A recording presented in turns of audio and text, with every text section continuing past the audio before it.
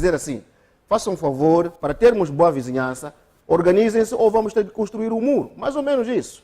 E penso que é um posicionamento legítimo. E os Estados Unidos sabem, os cidadãos americanos, norte-americanos, sabem que, de facto, há problemas no convívio com latinos. Porque aparecem nos Estados Unidos, furam a fronteira, não têm emprego, e a única saída que têm é meter-se no crime. E que tipo de crimes é que são? Então, entram nos Estados Unidos, têm ligações com indivíduos que deixam em casa e são esses que fazem o sneaking de drogas para os Estados Unidos da América.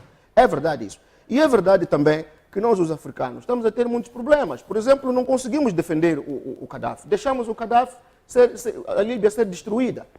Independentemente do que o regime do Gaddafi era, para o povo líbio era um regime legítimo. Nós tínhamos que defender aquilo e, dentro das nossas fronteiras africanas, tentarmos convencer a Líbia para seguir um caminho melhor do que aquele que estava a seguir naquela altura.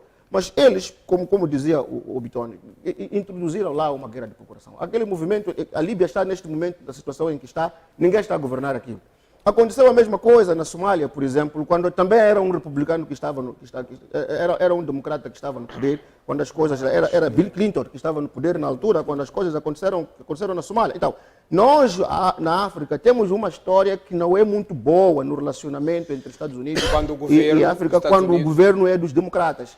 Por isso é que eu não estou a ver com bons olhos isto aqui. Muito obrigado, muito obrigado. Os democratas têm esta tendência de que quando estão a dirigir a América, eles ficam polícias do mundo, iniciam guerras em todo o sítio, em qualquer parte do mundo. Eles têm esta política de ser policiadores do mundo. Nós não queremos polícia neste mundo. Não queremos interferências que não são favoráveis ao desenvolvimento das nossas nações. Que os democratas têm a política de promover no continente africano e também no mundo árabe. Não queremos isso aí. Muito obrigado. Então, Viagem. Mesmo nesta senda. Mas também coloco a mesma questão. Está bem, depois respondo o Muyanga. Há uma coisa que também temos que deixar muito claro, que se o continente africano fosse mais organizado, mais unido, mais coeso e, sobretudo, mais sério, nenhum proxy war poderia fazer sentido, nenhuma guerra por procuração poderia fazer sentido, nenhum Estado africano poderia ser invadido, poderiam se fabricar guerras para destabilizar. Mas se há uma desestabilização dos Estados africanos, é porque, de certa maneira, há alguns interesses que acabam não sendo satisfeitos, porque eu acredito que se os Estados africanos cumprissem com aqueles que realmente foram as suas promessas a quando das independências dos mesmos Estados, nós dificilmente poderíamos nos deixar levar por agendas externas. Por exemplo, há um colega meu que questionava, mas por que é que foi fácil destruir o Sudão? Por que é que foi fácil destruir o Egito? Por que é que foi fácil destruir o Benin? Por que é que foi fácil destruir o Iêmen? Por que é que foi fácil destruir o Iraque?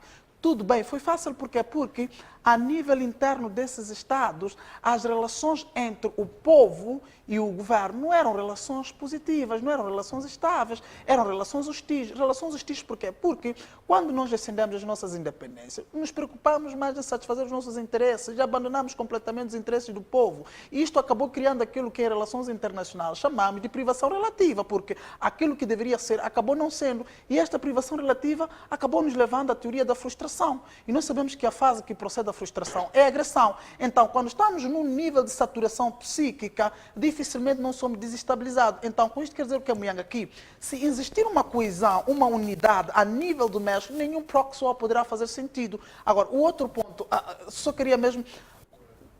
Um presidente do Estado do mundo, o que é que significa para o mundo? É aquilo que o professor Kumbana dizia, que não há sombra de dúvida, que vai controlar o sistema internacional. Não, como nós sabemos que os Estados Unidos da América, do ponto de vista securitário, controlam o mundo por via do Conselho de Segurança, usando, neste caso, o seu maior bloco militar, que é a NATO, e, do ponto de vista econômico, usam, neste caso, o Fundo Monetário Internacional e o Banco Mundial, não é, que estão bem, que são as instituições da Bretton Woods. E nós sabemos que os Estados Unidos ainda vão controlar o mundo, mas há uma coisa só. Por exemplo, quando nós afirmamos que temos que acabar com esta bipolarização, a bipolarização do mundo acabou, neste caso, com a queda do Muro de Berlim em 89 e o colapso, neste caso, o colapso da URSS em 1991. E a partir daí, quando passamos para um processo pós-Guerra Fria, como diz o Francis Fukuyama, os Estados Unidos da América passaram por uma fase da pós-história e tornaram-se na grande potência. Há tendência de um bloco econômico que se chama BRICS, que tenta, neste caso, chamamos luta pela... qual é o conceito? Está-me a fugir. a questão do mundo multipolar, não é?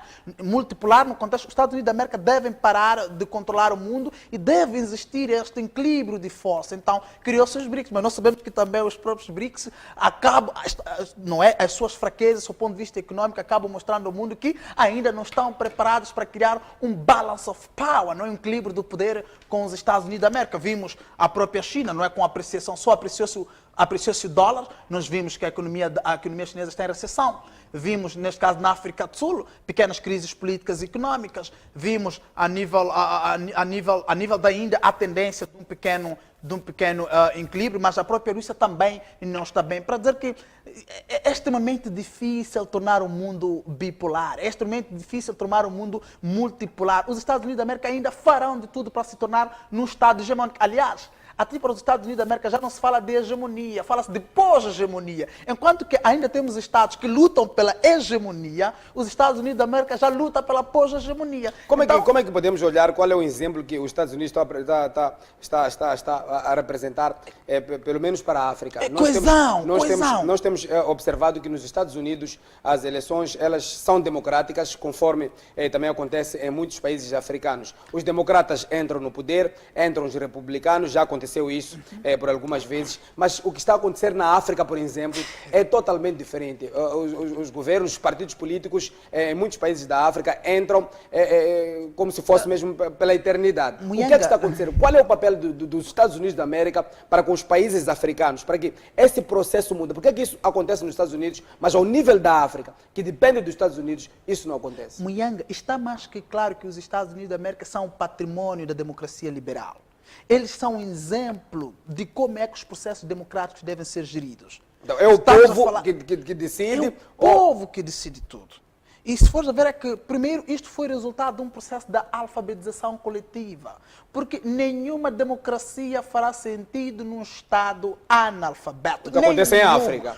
Se fores a ver é que o continente africano é o maior com os mais elevados níveis do analfabetismo a nível do sistema internacional. Logo, então, diga-me, como é que as nossas democracias serão viáveis? Segundo, é que, meu caro, o poder em África criou assassinos. Criou assassinos em que contexto? É que, em vez de usarmos o poder para a satisfação daqueles que são as expectativas, os interesses, as aspirações do povo, não.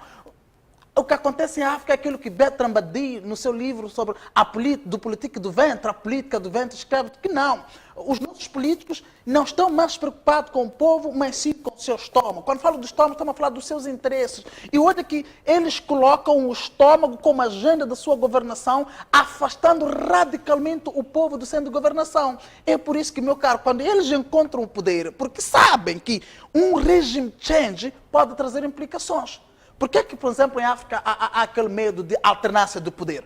Porque, na verdade, é que... O medo reside no povo. Sim, o povo pensa que não deve mudar porque, se calhar, o partido X aqui libertou. Não é o povo. Sabe, essa coisa nós temos tirado da nossa mente de que é o povo que não quer mudança. Não é o povo. Quem não quer mudança? Não é o povo que não quer mudança. Porque, para se criar mudança, cria esse mecanismo. Dê lá uma educação de qualidade ao povo, verá se ele realmente não quer mudança. Dê lá uma educação de qualidade. É por isso que eu até dizia que o analfabetismo parece que em África constitui um projeto político. Eu dizia isto em algum momento, porque não há como... É que se tu levas um jovem africano e coloca-o na escola com uma qualidade do ensino, meu caro, acredito que isto, de certa maneira, os regimes olham como ameaça. Mas antes de reagir mesmo, o professor Gilão Kumbane, gostaria de colocar a mesma questão aí ao nosso amigo Augusto Pelembe. A mesma questão sobre os Estados Unidos, o que é que significa um presidente dos Estados Unidos para o mundo? Eu acho que para o mundo é aquilo que sempre vem sendo, não é? Os Estados Unidos, a maior potência mundial, e domina, no nosso caso, o FMI, o Banco Mundial, estão lá, são dominados pelos Estados Unidos. E os países sofrem muita influência determinante com a governação dos presidentes americanos. Agora, eu quero